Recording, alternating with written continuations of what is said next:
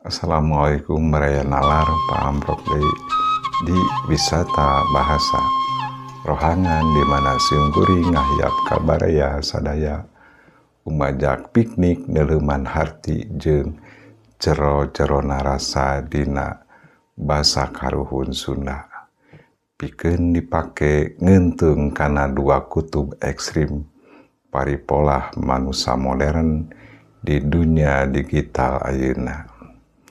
Dina kesempatan ieu simkuring bade ngabahas ngeunaan dua gaya hirup anu teu betah cicing di imah ngalawan kaum anu jarang pisan ningali dunia luar. Karuhun Sunda mah geus heubeul motret ieu dua kutub ekstrim teh anu sarua pada meunang ajen kurang hade ngaliwatan babasan murag bulu bitis versus kurung batok. Baraya sadaya haru urang tingali kutub nu kahiji murag bulu bitis. Murag hartina coplok atawa meruluk bulu bitisna nya sarupa rambut dina bitis.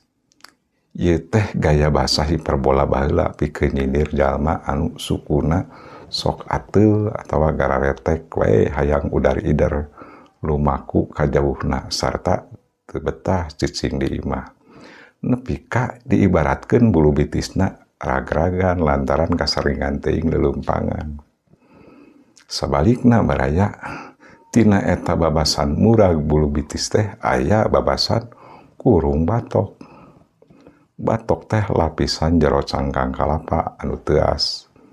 Kurung batok ngagamarkeun jalma anu hirupna siga bangkong di jero batok. Anu heureut tur poek. Harti konotasina nyindir jalma anu kataterusan betah di imah. Arang langka kamana-mana, jarang gaul jeung nu sejen. Heureut wawasana oge sarta siga anu sieun ningali dunia luar. Tah di dieu pisan kaunikan cara ningali sosiologis karuhun Sunda teh. Ieu dua hal teh pasalia patukang tonggong secara fisik. Tapi ngabogaan ajen anu sarua dina hukum budaya Sunda mah. Nyaeta sarua duanana oge boga konotasi anu negatif. Murag bulu bitis dicap negatif lantaran dianggap kabur tina tanggung jawab jeung kewajiban domestik di jero imah. Ari kurung batok dicap negatif lantaran mung kaluar imah. Kawas ngahaja miara kabodohan, kurang gaul, sarta teu hayang ngamakarkeun diri. Nu hiji kamalinaan ngaeksplorasi luar, nu hiji deui ka penjara di jero imah. Baraya di pajamanan internet ayeuna, ieu dua kutub ekstrim barisan mangsa lawas teh ngawujud jadi dua sekte digital anu sarua pada bedegong gurat batu. Di hiji sisi nu ngagem sifat murag bulu bitis modern ngajangelek jadi kaum candu healing. Kakarek ngalakonan gawe ukur mimingguan, sabulan, 2 bulan, heug aya bang baluh saeutik. Langsung ngarasa jiwana trauma, bari tuluy ngarasa wajib hiber ka Bali. Atanapi ka tempat sejenna. Malah keluar negeri bari jeung saukur demi konten. Manehna mamerkeun paspor jeung pamandangan estetik.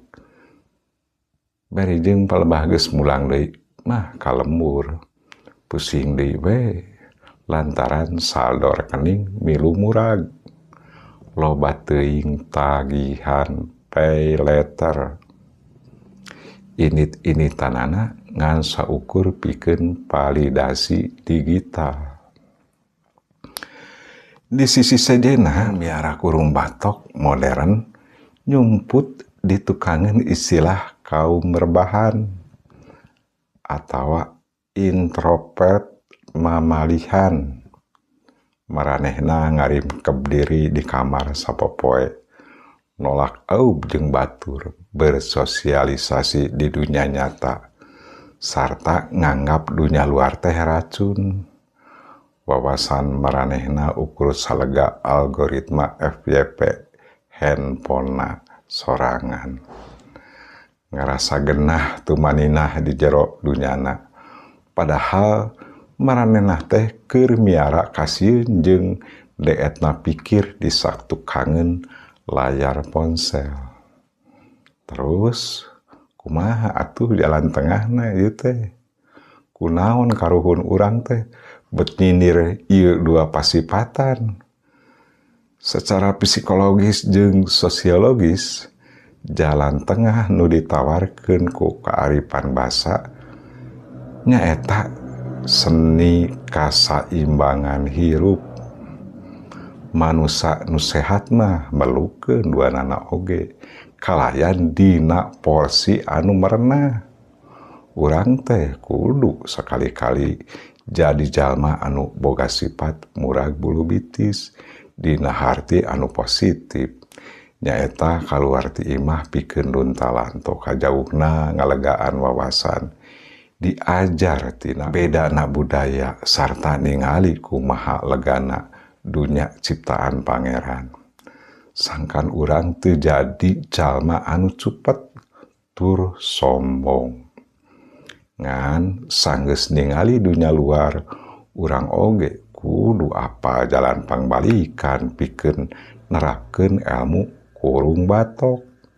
Lain pikeun jadi kurang pergaulan, tapi asup ka rohangan refleksi diri. Imah teh kudu jadi tempat pikeun namperkeun pangalaman, ngaevaluasi diri sarta ngarengsekeun tanggung jawab hirup anu nyata.